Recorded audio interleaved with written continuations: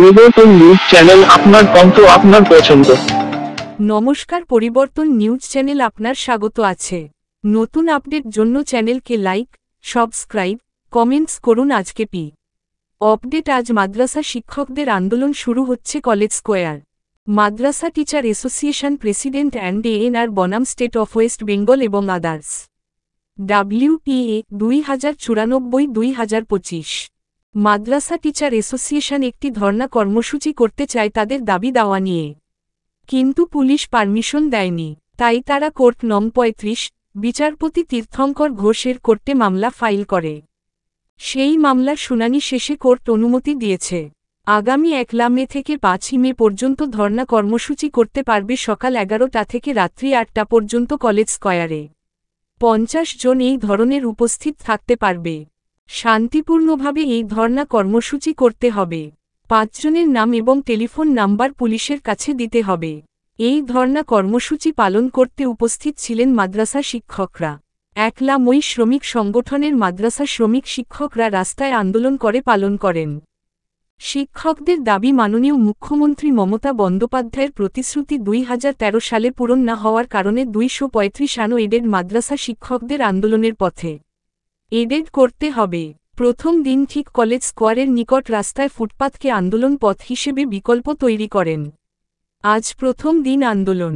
শিক্ষক দাবিতে পূর্ণ না হওয়া পর্যন্ত আন্দোলনকে চালিয়ে যাওয়ার সিদ্ধান্ত নিলেন। ধন্যবাদ ভিডিওটি দেখার জন্য এবং দয়া করে আমাদের চ্যানেলটি সাবস্ক্রাইব করতে ভুলবেন না। আমি জুনিয়র হাই মাদ্রাসা প্রধান। আচ্ছা, থাকেন কোথায়?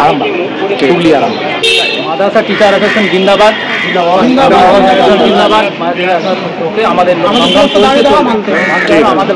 যতক্ষণ না আমরা জায়গা পৌঁছেছি, আমরা এখান থেকে প্রথমে আমরা বার্তা দিয়েছিলাম যে আমাদের আনেরেটকে পূর্ণ মর্যাদায় এডেট করা হোক, করে অন্য স্কুল শিক্ষা প্রতিষ্ঠানকে যে সুযোগ সুবিধা দেওয়া হয় আমাদের ছাত্রের দিকেই আমরা পড়াচ্ছি এবং আমরা সব চালাতে পারি। আমরা সেই বার্তাটা দিয়েছিলাম।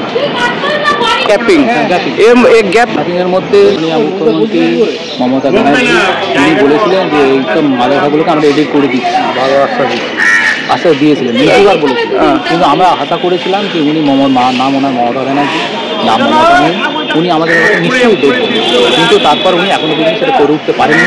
আমরা সমস্ত দিক দিয়ে ছেলেরা সুযোগ সুবিধা পায়নি, মিড-ডে-মিল পায়নি, ব্যাগ পায়নি, জুতো পায়নি, পোশাক পায়নি, এবং আমাদের যারা এখানে শিক্ষাকর্মী শিক্ষকরা যারা তার উপরে তো সাম্মানিক পাচ্ছে না।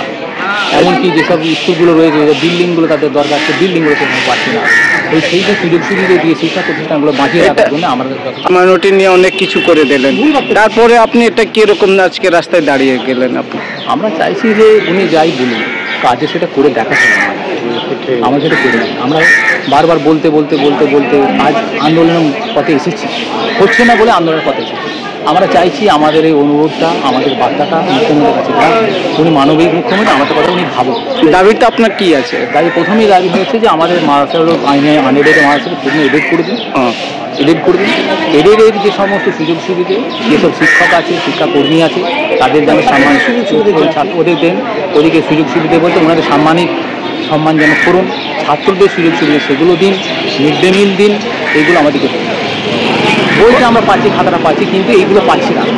আচ্ছা, 35টা মাদ্রাসায় 235টা মাদ্রাসা, কত টিচার, কত? 2,500 40 থেকে 50,000 ছাত্র পাচ্ছেন, বাকিরা যারা পাচ্ছেন সেটাও বঞ্চিত। 2,500 শিক্ষার মধ্যে সিনিয়র যারা সিনিয়র মাদ্রাসা, আমরা বলি জুনিয়র হাইয়ের 10 জনকে একটা সাম্মানিক দিচ্ছেন কম করে, কিন্তু যারা সিনিয়র মাদ্রাসার ওই 10 জনকে দিয়েছে, 3 জনের রয়ে গেছে, তাদের আজ পর্যন্ত হয়। ঠিক আছে, 4 সালে এদের হয়েছে, কিন্তু ওদের আজ পর্যন্ত হয়নি। এটা নিয়ে আমাদের বার্তা যে ওই মানুষগুলো শিক্ষকতা করছে, ওরা কেন তাদের সংসারটা বাঁচবে, তাদের সন্তান সন্ততি বাবা মা বাঁচবে।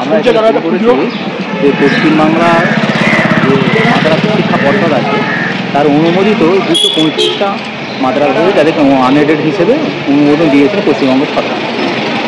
পশ্চিমবঙ্গ মাদ্রাসা পর্ষদ অনুমোদন দিয়েছিল, সেটা হচ্ছে 2013 সালে।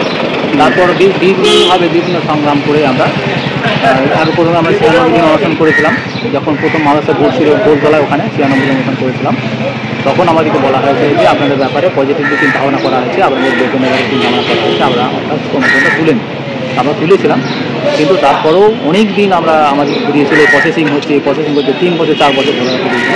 তারপর আমরা আবার বসেছিলাম, 1 সপ্তাহ মতো বসেছিলাম। তারপর আমার বলেছিল হবে হবে হবে বলেছিল, কিন্তু পাইনি। 2021 সালে আমরা বসেছিলাম, তারপর টানা 47 দিন আমরা বসেছিলাম এবং আমাদেরকে লালবাজার থেকে দোয়াতে তুলে নিয়ে গিয়েছিল। আমাদের রাতের বেলা ছেড়ে যে আমরা যেতে পারিনি, স্টেশনে পড়ে থেকেছি, সেরকম অবস্থা হয়েছে।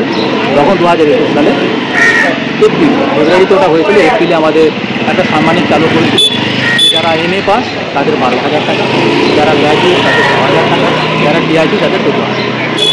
এটা করেছিল যারা হচ্ছে জুনিয়র 10 জন স্টাফ করেছিল, কিন্তু আমাদের সিনিয়র মাদ্রাসা রয়েছে যার 13 জন স্টাফ, যাদেরকে পর্ষদ অনুমোদন দিয়েছিল, কিন্তু 3 জনের বেতন আজও দেয়।